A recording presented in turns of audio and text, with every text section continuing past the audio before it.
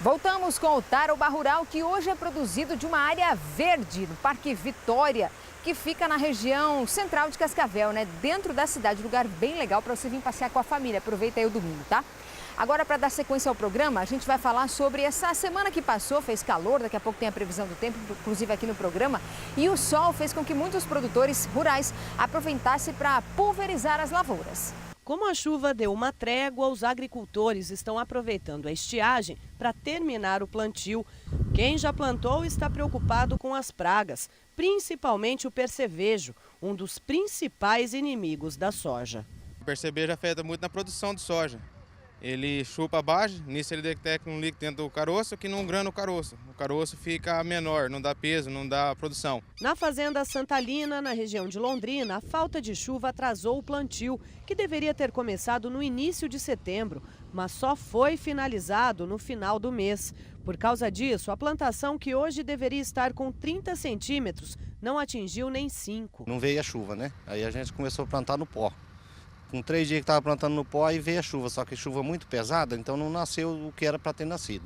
No caso aí, 14 sementes por metro, acabou nascendo 8 sementes. Então, e agora a chuva também atrapalha um pouco, né? O crescimento da soja. Tempo frio, tudo atrapalha em crescimento. Agora eles correm contra o tempo para pulverizar os 600 alqueires. Mas o trabalho não é rápido. Para proteger toda a área, esse caminhão, que tem capacidade para 15 mil litros, precisa ser abastecido 20 vezes. Na traseira, um tanque foi acoplado para misturar a água, o herbicida e o fungicida. A mistura é transferida para o trator pulverizador, que leva cerca de 5 dias para cobrir toda a extensão plantada. Agora estamos passando veneno para percevejo, que já está atacando soja novo, né? E para matar o milho, que está tirando o crescimento do soja, no caso. Caso a chuva volte com força, o jeito será substituir o trator pelo avião pulverizador. O problema é o custo. Pelo ar, a pulverização pode custar até R$100 mil, 9 vezes mais que o método tradicional.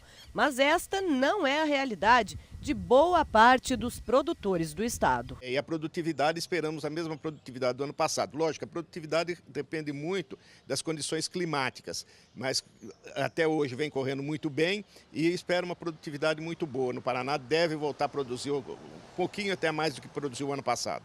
Segundo a Secretaria Estadual de Agricultura e Abastecimento, se o tempo ajudar, a safra este ano deve ser parecida com a do ano passado, quando o Paraná produziu cerca de 20 milhões de toneladas de soja. A área plantada no estado também aumentou. Pouca coisa, mas cresceu. Aqui no regional nosso nós vamos ter um acréscimo de em torno de 1% da área plantada. A nível de estado um pouquinho mais, em torno de 2 a 3%. Segundo ele, a safra passada rendeu 170 sacas de soja por alqueire.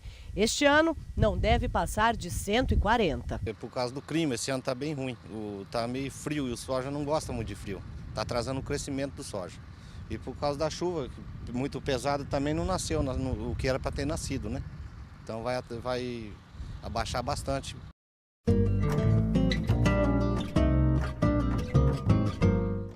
E o calor veio com tudo, hein? Gente, as temperaturas passaram de 30 graus em Cascavel, na região oeste do Paraná, aí na terça, quarta-feira, quinta-feira, antes da chuva, né? Um calorão.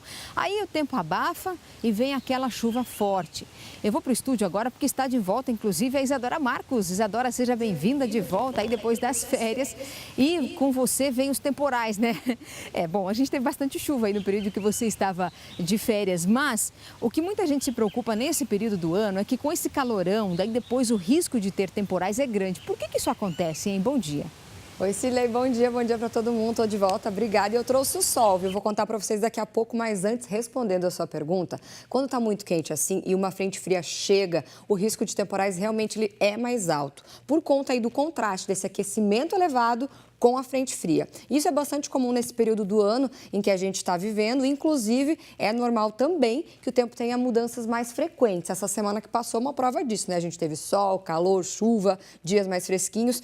E para a semana que começa hoje, o que a gente tem? Bom, o tempo deve se estabilizar, o sol predomina no estado e as temperaturas continuam altas. Tem uma pequena possibilidade de chuva na terça-feira aqui em Cascavel, mas as temperaturas altas, 30 graus na quarta-feira, já em Londrina, pancadas de chuva podem ser aí frequentes durante toda a semana e as temperaturas também seguem bem altas. Em Guarapuava, pode ter chuva na terça e na quarta-feira, nada muito significativo, temperaturas bem agradáveis também, de acordo com essa previsão do tempo. E é isso aí, é bom estar de volta, um ótimo domingão para vocês, aproveitem e a gente se vê na semana que vem. Um beijo. Você sabe quando é o período da colheita da goiaba? Eu te falo, é janeiro ou no início do ano. Só que daí você pergunta, poxa, a goiaba não está assim tão cara nos supermercados agora, nesse período, por quê? É porque tem produtor paulista lá na região de São Paulo que se especializou no assunto e consegue colher goiaba o ano todo. O estado de São Paulo é o maior produtor de goiabas vermelhas do país e a maior produção está aqui. São mais de 100 mil toneladas, que representam cerca de 32% da produção total do país. O primeiro semestre da minha foi muito fraco, na verdade, que eu atrasei podas no ano passado e acabei produzindo pouco. Mas agora, no segundo semestre, ela se normalizou e está sendo uma produção muito boa. Hoje o Marcos disse que colhe em torno de 4 mil quilos da fruta por semana.